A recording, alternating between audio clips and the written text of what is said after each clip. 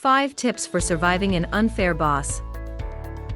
Every job has stress, but the workplace environment can seem almost unbearable when working for an over-demanding or unfair boss. You don't have to like your boss, but you do need to be able to coexist and cooperate with him for you to be productive and successful at your job. A change is coming. There is no perfect solution for dealing with a difficult boss, but here are 5 suggestions that might make your situation a little less painful. Number 1. Think of your boss as a parent and you as his teenage child. This sounds silly at first, but the relationship between you and your boss is very similar to that between a parent and child. Teenagers often have problems with authority and experience disagreements with their parents. Meanwhile, parents often create rules the child believes to be unfair.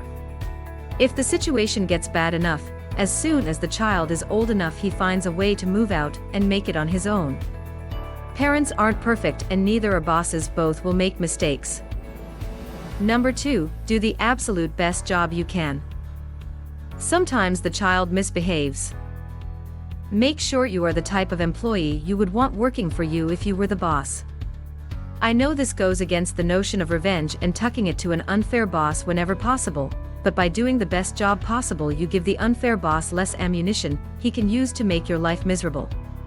He also might think twice about upsetting one of his better employees when there are plenty of other, easier targets he can take aim at. Don't draw attention to yourself. Unless you are the only one your boss has it in for, there should be plenty of others to draw his wrath away from you. Let someone else wear the target on their back. Number 3. Learn all that you can from an unfair boss. We can learn something from everyone we come into contact with. While from a good boss we can learn good management techniques, it is also true that from a poor boss we can learn how not to act. Don't just suffer, gain something from the situation that will benefit you in the future. Watch how your boss handles different situations and make a mental note of which techniques worked and which failed. Number 4. Forget about yesterday. Yesterday is history, it's over with. Try not to let your issues from yesterday spoil today. Instead, start each day with a new, positive outlook, telling yourself that today is going to be better. Sometimes we get into a rut, expect the worst and act accordingly. We subconsciously force a person, in this case, our boss, to act the way we expect him to act. Make sure you are not unintentionally adding fuel to the fire. Starting each day with a fresh slate is the best way to get past previous differences. Holding on to a grudge only hurts yourself. Number 5. Take responsibility. Don't expect someone else to end your suffering. Complaining is easy, but it accomplishes very little.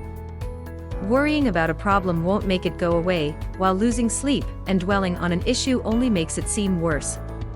You will never be happy if you focus on worry. If you are truly in a situation that is causing you pain, you need to begin taking steps to improve the situation. The Roman philosopher Sallust said, "Every man is the architect of his own fortune." Have you actually looked for another job? Have you tried to improve your skills through in-house training, adult learning centers, books or correspondence courses? Even the smallest step in the right direction is progress. An obstinate boss won't change his ways, but you can improve your own skills. Why not let your difficult boss be the motivation you use to better yourself? If you find this video helpful, press subscribe, like and share.